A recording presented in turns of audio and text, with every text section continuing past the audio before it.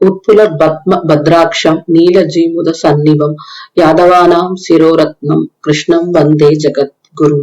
கிருஷ்ணாஷ்டகத்துல இது 5வது ஸ்தோத்திரம். நாம இன்னைக்கு கிருஷ்ணரோட 6வது எபிசோட் பார்க்க போறோம். கிருஷ்ணர் பிறக்கும் போது அவரோட அம்மா வயிற்றுல சங்கு சக்கர கதாதாரியா சர்வ அலங்காரத்தோட எல்லா நகையோட வைஜெயந்தி மாலையோட பிறந்ததா பாகவதத்துல வியாசர் எழுதியிருக்க. அப்படி பிறந்த கிருஷ்ணரை பார்த்து தேவகியும் வசுதேவரும் மதி இழந்து போறாங்க. அவரை பார்த்துட்டே இருக்காங்க. தங்களோட நினைவுக்கு வந்த அப்புறம் மறுபடியும் அவரை குழந்தையா மாற சொல்லி வேண்டிக்கிறாங்க. சங்கு சக்கர கதாதாரியா பார்த்ததை அவங்க 2 பேருமே மறந்து போயிடுறாங்க. அப்படி பிறந்த கிருஷ்ணரை அங்க இருந்த ஒரு கூடையில வச்சு வசுதேவர் சிறையில இருந்து வெளில எடுத்துட்டு போறார். அங்க இருந்து அத்தனை சிறை காவலர்களுமே தூங்கிட்டு இருக்காங்க. அங்க இருக்க ஜெயில இருக்கிற அத்தனை கதவுமே தானா திறந்துக்குது. கிருஷ்ணரை கூடையில வச்சு தன் தலைமையில வச்சுட்டு யமுனா நதி அந்த பக்கம் இருக்க நந்தகோபன் வீட்டுக்கு எடுத்துட்டு போறார். நந்தகோபன் கோபுரத்துல தன்னோட மனைவி யசோதையோட வாழ்ந்துட்டு வர்றார். அங்க ஏற்கனவே வசுதேவரோட முதல் மனைவி ரோகிணி தன்னோட மகனான பலராமனோட வாழ்ந்துட்டு இருக்காங்க. அப்படி எடுத்துட்டு வரும்போது மேகம் எல்லாம் கருத்து மழை வரா மாதிரி இருக்கு. யமுனை நதியில தலை மேல வச்சுக்கிட்டு வசுதேவர் கடந்து போறார். திடீர்னு பயங்கரமா மழை கொட்டுது. அப்படி மழை கொட்டினதால யமுனை இல்ல வெள்ளம் அதிகமா அதுல 2 விதமா சொல்றாங்க. யமுனை நதி கிருஷ்ணரோட பாதத்தை தொடணும் அப்படின்னு நினைச்சு வெள்ளம் தலைமையில கிருஷ்ணரை தாங்கி போறார் வசுதேவர்.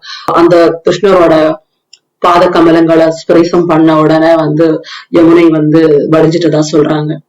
2வது அவர் தலைமையில ஆதிசேஷன் மழை அவர் மேல படாம இருக்கிறதுக்காக ஆதிசேஷனே கொடை பிடிச்சதா சொல்றாங்க. இது 2மே நடந்திருக்கலாம். இதுல இன்னொரு ஆஸ்பெக்டும் இருக்கு.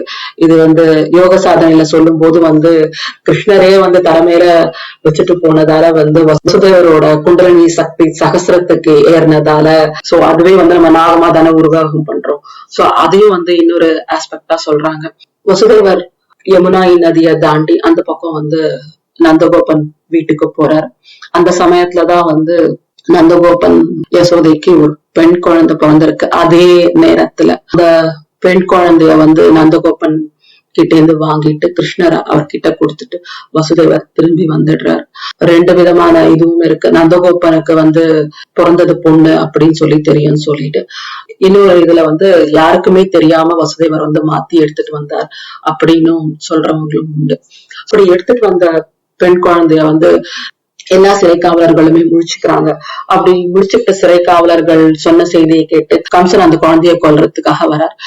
அது வரைக்கும் மத்த குழந்தையெல்லாம் கொடுக்கறதுக்குமே ரொம்ப அடம் பிடிச்ச தேவகி இந்த குழந்தைய கொடுக்கவே மாட்டேன்னு சொல்லிட்டு கட்டி பிடிச்சுக்கிறா. ஏன்னா இது அவளோட குழந்தை இல்ல, யாரோட குழந்தையோ.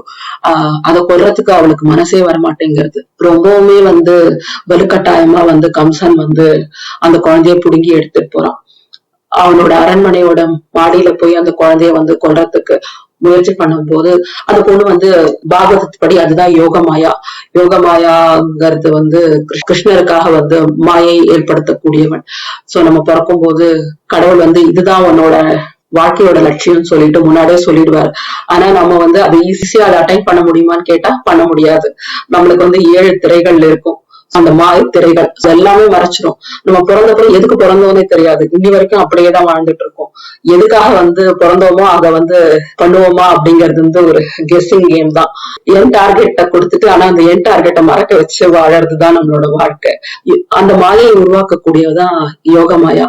அந்த பொண்ணை கொல்ல முயற்சி பண்ணும்போது அந்த பொன் குழந்தை வானத்துல போயிட்டு நின்றுட்டு சொல்றது, இல்ல நீ கொல்ல நினைச்சவன் நான் கிடையாது, அவ ரொம்ப பசுமையான இடத்துல வளர்ந்துட்டு வரான், அவன் உன்னை கொல்லுவான் அப்படின்னு சொல்லிட்டு மறைஞ்சு போகுது. அந்த குழந்தையும் அஷ்டமி நட்சத்திரத்துலதான் பிறந்தது பொன் குழந்தை. சோ அந்த பொன் குழந்தையதான் நம்ம நாராயணின்னு வழிபாடு பண்றோம், வைஷ்ணவின்னு சொல்றோம். அப்புறம் விஷ்ணு துர்கை அப்படின்னு சொல்லிட்டு நிறைய இடத்துல வழிபாடு பண்றோம். விஷ்ணு துர்கை கோயில் திருக்கோவிலூர்ல இருக்கு. சோ நிறைய இடத்துல விஷ்ணு துர்கை கோயில் அப்படி. உடனே யார் அந்த குழந்தைன்னு சொல்லி தெரியாம ரொம்ப தவிக்கிறான். அது வரைக்கும் அவ்வளவு கொடூரமா இல்லாத கம்சன் ரொம்பவே கொடூரமா மாறி போறான். அந்த எந்த இடத்துல குழந்தை இல்லைன்னு தெரியாததால அந்த 1 மாசத்துல பிறந்த அத்தனை கை குழந்தையுமே கொல்றதுக்கு ஆணையிடுறான். அரக்கனா மாறி போறான், ராட்சசனா மாறி போறான். அவன் மேல எந்த பிரச்சனையும் இல்ல இருந்த மக்களுக்குமே அவன் மேல வெறுப்பு கோபம் எல்லாமே வந்துடுறது. பஞ்சமகா பாதத்துல அதுவும் ஒரு சின்ன குழந்தை எதுவுமே தெரியாம இருக்கிற குழந்தைய கொல்றதும் ஒண்ணு. அந்த வேலையை பண்ணப்புறம் அவனுக்கு எந்த கொடூரமான செயலும் பண்றது ஒரு பிரச்சனையாவே இருக்கிறது இல்ல. அதுக்கப்புறம் அவன் எல்லா விதமான தப்புமே பண்ண ஆரம்பிக்கிறான்.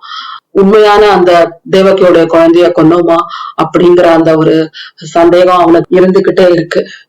இந்த சமயத்துல மறுநாள் காலையில கண்ணு விழிச்சு பாக்குற யசோதாய்க்கும் நந்தகோபனுக்கும் தனக்கு குழந்தை பிறந்ததை நினைச்சு ரொம்ப சந்தோஷமா இருக்கு. கோகுலம் அப்படிங்கிற இடத்தோட ராஜாவா இருக்கிற நந்தகோபனுக்கு குழந்தை பிறந்தது கேட்டு அங்க இருந்த எல்லாருக்குமே ரொம்ப சந்தோஷமாயிடுறது. கருப்பு நிறத்துல இருக்கிற கண்ணன் மேல யசோதா மட்டும் இல்ல, அந்த கோகுலத்துல இருக்க அத்தனை பொண்ணுங்களுக்குமே அளவிட முடியாத அன்பும் பாசமும் ஏற்படுது. நம்மளுக்கு இப்போ ஒரு கண்ணனோட போட்டோவை பார்த்தாலே ஒரு அன்பும் பாசமும் ஏற்படும் போது கோபியர்கள் பத்தி சொல்லவா வேணும். நிஜத்துல பார்த்திருக்காங்க அவங்க எல்லாம். சோ அவங்க எல்லாம் எவ்வளவு புண்ணியம் பண்ணிருப்பாங்க. நேச்சுரலா அவங்க மேல அன்பு பாசம் எல்லாமே உலகத்துல இருக்க அத்தனை உணர்வுகளும் அந்த குழந்தை மேல ஏற்படுறது இயல்பு தானே. கிருஷ்ணர் பத்தி அடுத்த எபிசோட்ல பார்க்கலாம்.